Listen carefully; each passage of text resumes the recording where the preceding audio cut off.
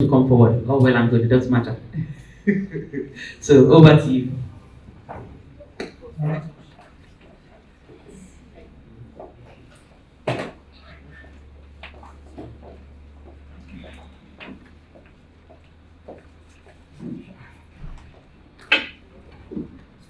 All protocols observed.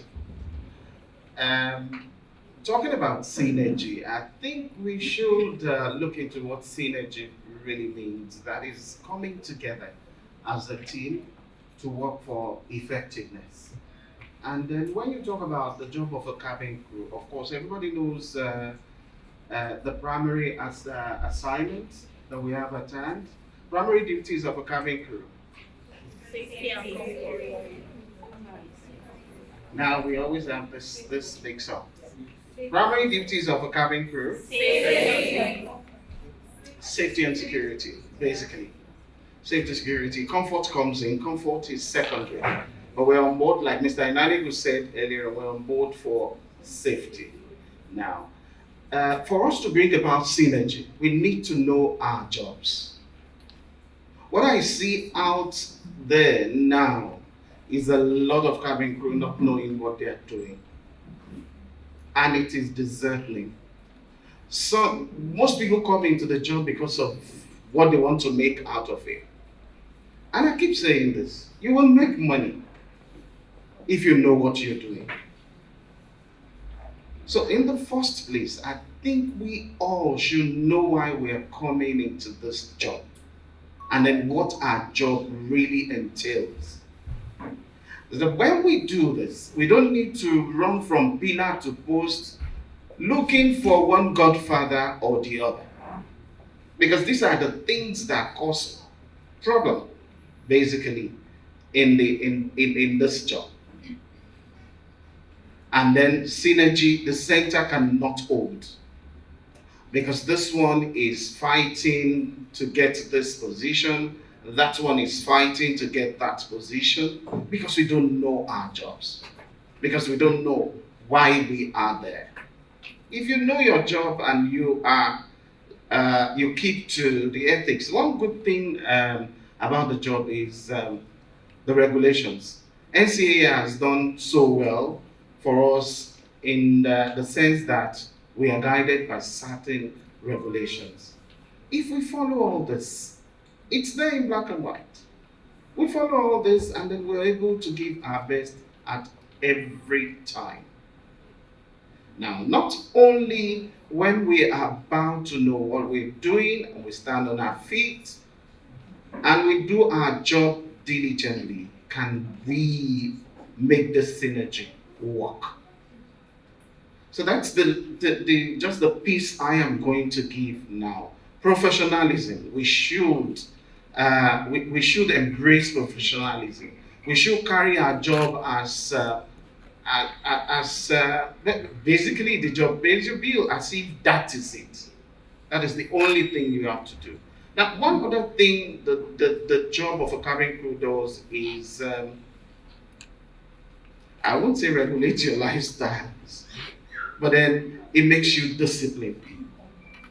It gives you that edge above the normal human being. That is, if you do it the way it should be done. So for us in the industry, and then for people that are still very active now, you need to know what you are doing for us to make this work. Okay? That is just my piece. Professionalism, let's embrace it. And then synergy can work out. Thank you. Thank you very much, Mr. Edward. So over to you. One thing I like to say, one thing I like to tell people is when somebody says something about you, I call it feedback. This is feedback. What you need to do as an individual is do a self-evaluation. He's talked about something, professionalism. I don't want to talk about what I've seen when I fly. I used to fly a lot, and I like going. I don't like people knowing that I actually used to be a crew, so I can see very well, and then I watch, and I don't want to make any comments about it. But the thing is, do a self-evaluation of yourself. If you feel that you're not professional, look at the areas in your life where you know that you're not professional and begin to work on them. Nobody is perfect. We're all a work in progress. So you can work on yourself, and there's nothing that we cannot change. But it has to start with us. So let's look at that. I want you all, for those of us that are flying, for those of you that want to come into the profession, begin to act like professionals. The way you talk, the way you behave, your attitude, there's so much to it. Let's leave this place taking those things with us. Thank you very much once again, Mr. Ike. The next person I'm going to call is, I can't help but not call him Concept Baba, because that's what I remember him as. He's Mr. Babatunde Abioye. And the reason why he's coming to share what he knows is because he's been there. He's walked our path, and now he's on the other side, and he can see us from a different perspective. And I'd like him to share his own points with us right now. Let's put our hands together as he comes forward.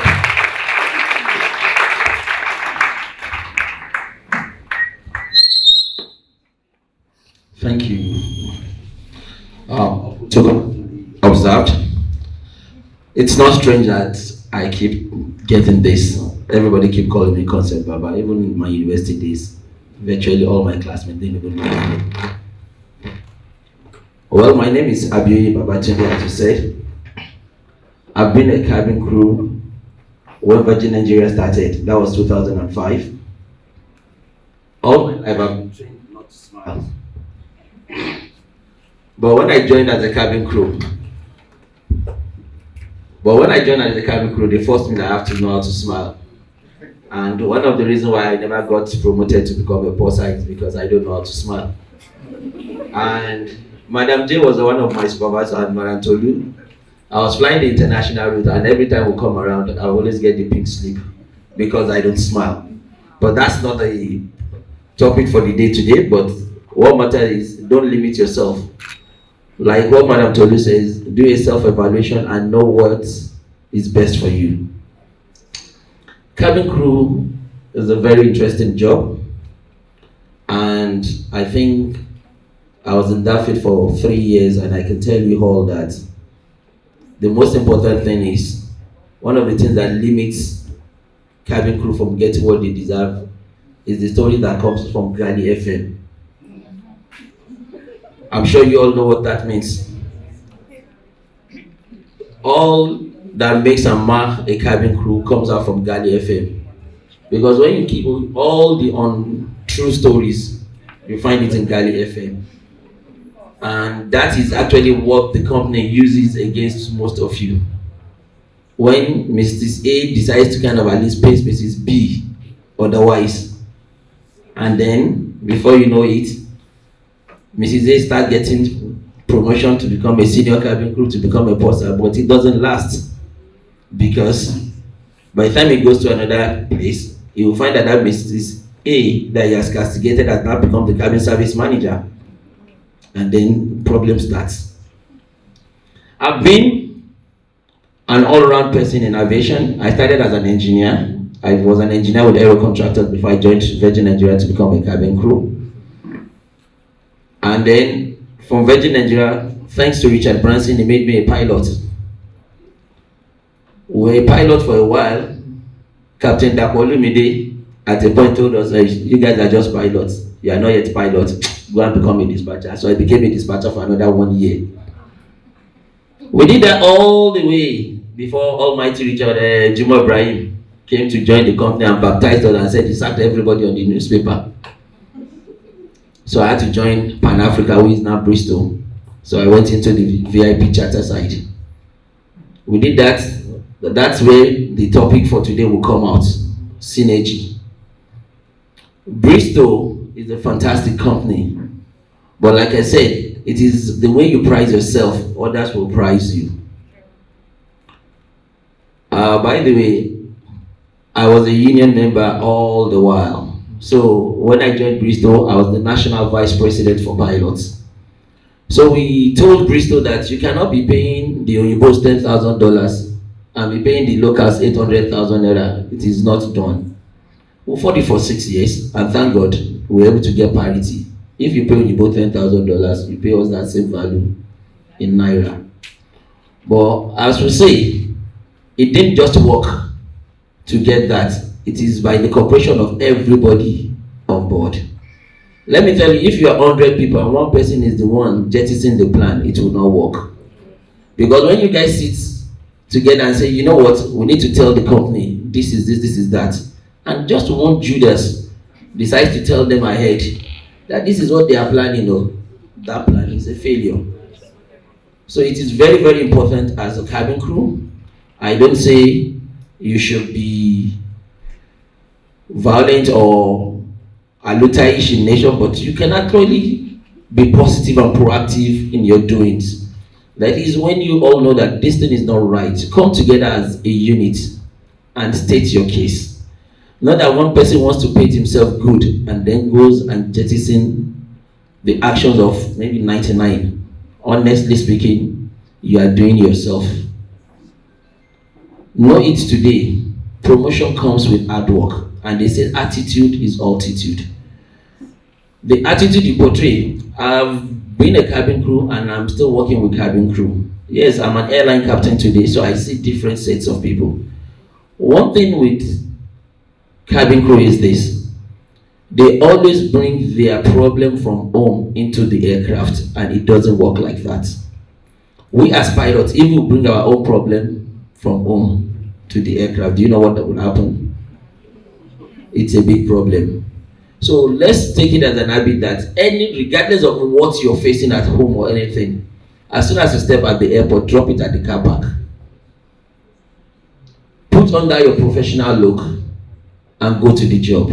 Because if you come with a bad note, no matter what, from your boarding, the passengers will know that there's a problem. Because nothing that comes to you will be appealing. You look at the passengers, why are you not wearing your face mask? How can we fight? So please and please, drop all your baggages at the car park. When you get back to your car, pick up your baggage and go home with it. It's very, very important because you see, like the two keynote speakers have said, cabin crews are not there for tea and coffee. They are primarily for safety and security. And the only way you will be appreciated in the company, and when they are thinking of raising salaries, they will look at it that the cabin crew as well deserve a raise. It's when you actually put on a professional look. Not that you're looking so dejected, you're always looking unhappy, you're always looking frustrated. They will look at these people, don't forget them. Is it not just to serve tea and coffee? If they don't behave, we'll pursue them and bring in some other people. But when you actually act professional and they do that, man, if we chase these people, it will take us so number of months and years to get them to this level again. You will be looked upon as an important part of the company. But if you yourself, you are not making yourself look important, nobody will take you serious. So the synergy topic we're talking about here is, as a cabin crew, don't just look up to your captain alone. Even to those that are the customer services members, the security, the baggage handlers, they are part of your team. And it is the way and attitude you deal with them that you guys will enjoy the job. Because if you mess up a baggage handler and he ends up seeing a dangerous good being brought on board, he will give a blind eye and say, is it not that person? Let him face it himself. So try as much as possible to cooperate among yourself. You have to sync up. That's the most important thing. And in this industry, nobody stays alone. I've been a union member, and fortunately or unfortunately, at least I'm the MD of an airline now, and I know how it sees. Trust me, if you look at the figures, the margin for profit is very, very small. But with that little margin, the department that proves to me they are worth to be raised, we will definitely raise them. But you cannot act otherwise and you expect the management people to look at your side. The most important thing is, they say, with unity you can do everything. And not just with your own cabin crew members, but the entire team, from baggage handler, even up to the security man that stays by the door. Because if you are very, very nice to the person, you will have actually truncated that unruly passenger right from the door before he gets into your aircraft. Because they tell you, no, no, you can't go in. But if you're not nice to the person, when I go face now while I'm up, I know they go to now. So please try as much as possible, sync up with yourself, make yourself have that professional look and act professionally. Because at times when I fly as a passenger and I'm in Mufti and I see some passenger cabin crew, the way they treat passengers, it's appalling. I'm serious, I'm sorry to use that word, but it's really, really appalling. You shouldn't have that mentality that you're doing a passenger a favor, but it should be the other way, that the passenger is actually doing a favor by choosing to fly your airline, because it's when they fly your airline that you get your salary paid. So that mentality is what I want you to take away, that you are not doing the passenger a favor, but rather the passenger is doing you a favor. Thank you very much. Thank you for that piece of advice. Of course, we can't go anywhere if we're not united. That's very key. It doesn't matter what you do. If we're not one, it just destroys everything. And that's something that we need to take away from here. People, because of what they're going to benefit for a short while, will sell out. So you need to look for the people that sell out amongst you. It's either you need to work on them and make them realize that let's work this thing out together so that we can get this thing together. Let's not have somebody running out behind to tell them what's going on and then make everything not worth our while. We all have to work together. That's the truth of the matter. They say unity in diversity. We may be diverse in so many ways, but if we're united, we can get a lot more done. Thank you very much once again. Let's put our hands together for him. You see, he's not only been a cabin crew before, he's a pilot, he's also an MD. So he can see us from not just one area, from so many areas. And it's very, very key that we take that home and reflect on it so that we can improve ourselves. I'd like to recognize the presence of my sister here. She's a classical crew member. Our sister Joy, please put her hands together. She came in a while ago and they just skipped my mind. Thank you for coming. Thank you for always supporting us. And thank you for especially supporting me. You know what I'm talking about. I won't share that with you, but there's a way in which she supports me. And I just see her on Facebook, and every time she puts something, she just says something to me, and it's like, oh, this sister is just a wonderful. Thank you so much. God bless you. All right, so we're going to go on, and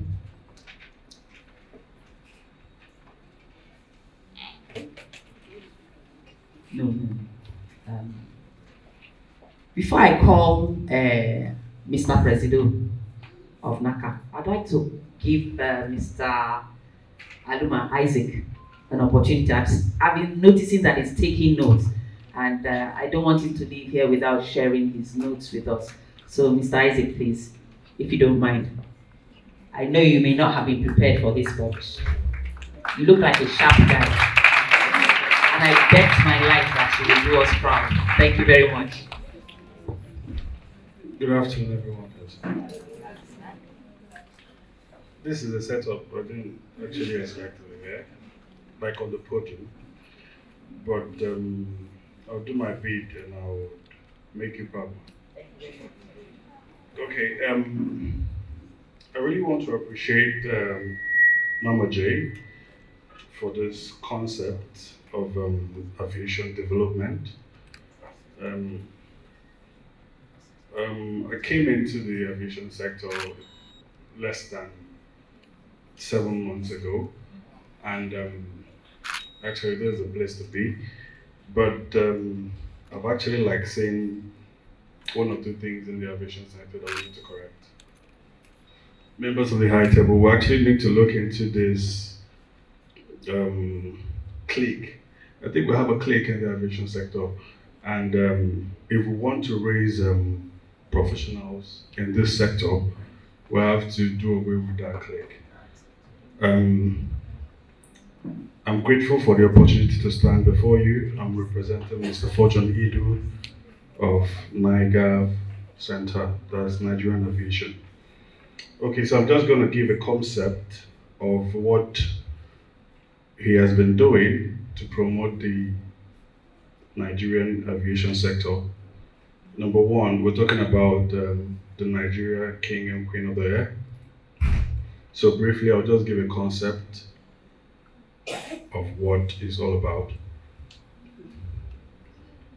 So from his words, on the 19th December 2021, the Nigeria Aviation Award crowned Mr. Patrick Akinde of ARIC.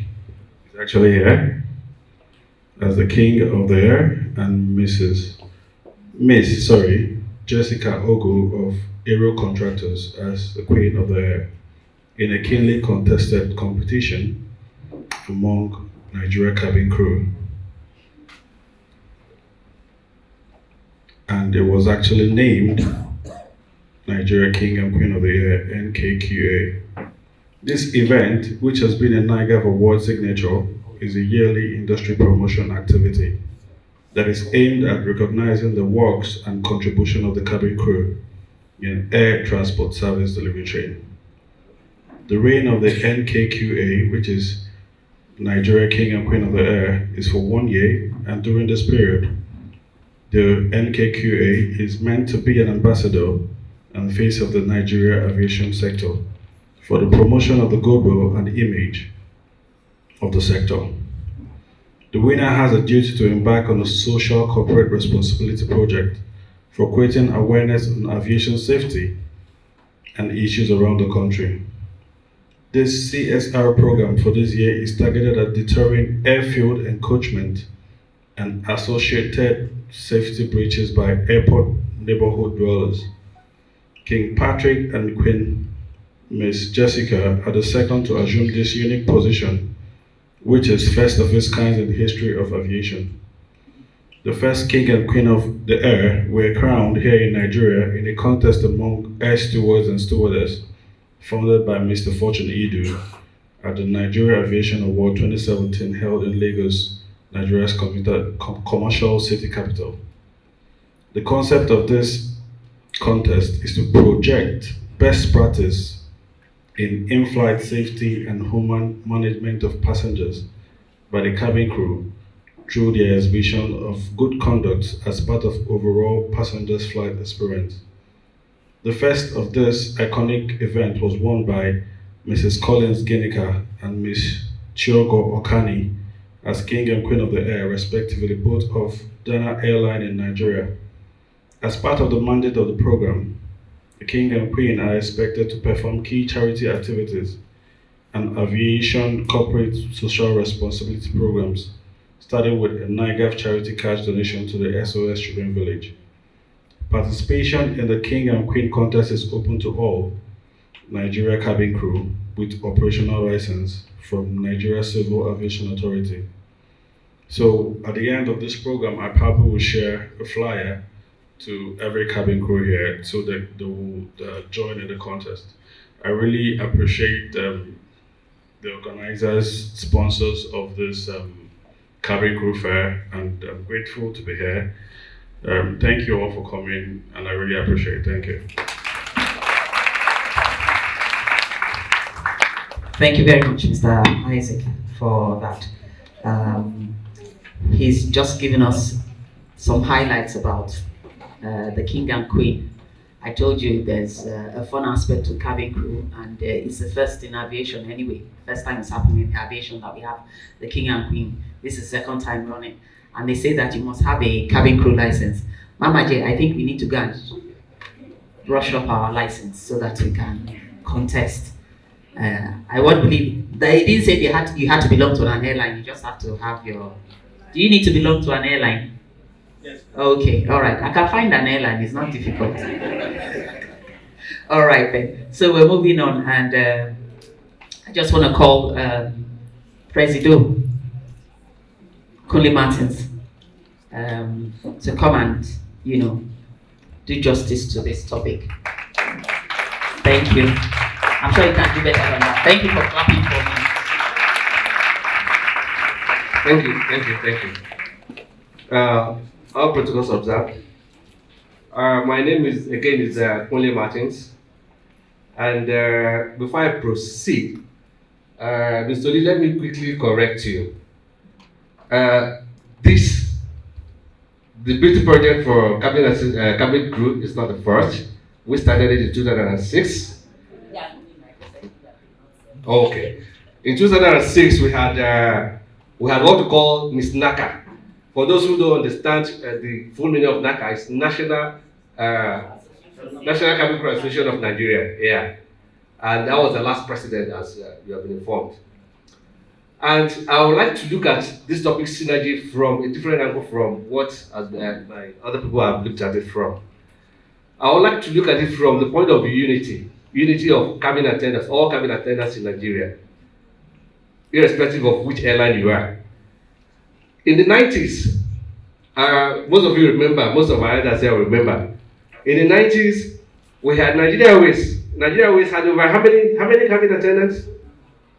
Over 400, yeah. Okada had more than 200. We had Bellevue, we had ADC, we had so many, yeah, Harker, a lot of them. And you know what? We all knew one another.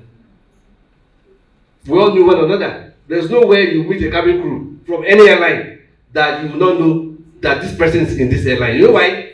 Because we had an association that was vibrant. That association will always bring us together, either in one form or the other. This fair that you're having, we used to have it every May 31st, which is International Cabin Crew Day. We used to have it.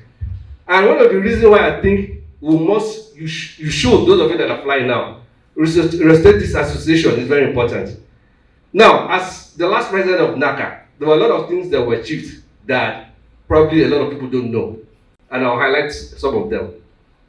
The license you currently hold. In the past, cabin crew don't hold, we're not having licenses. It was certificate. Remember? It was certificate. Competence certificate. Correct. Okay. And then we have to go all the way to the National Assembly in Abuja to fight that cabin crew has the right to hold a license. Unfortunately, pilots were not always on our side, one way or the other. It was a battle of cats and mouse.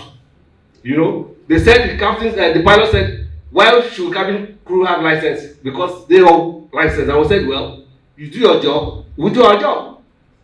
And so we have to go to the National Assembly in Abuja, and at the end of the unfortunately, we were able to, get them to approve the fact that we should have licenses. So that's why cabin crew today, you all have licenses.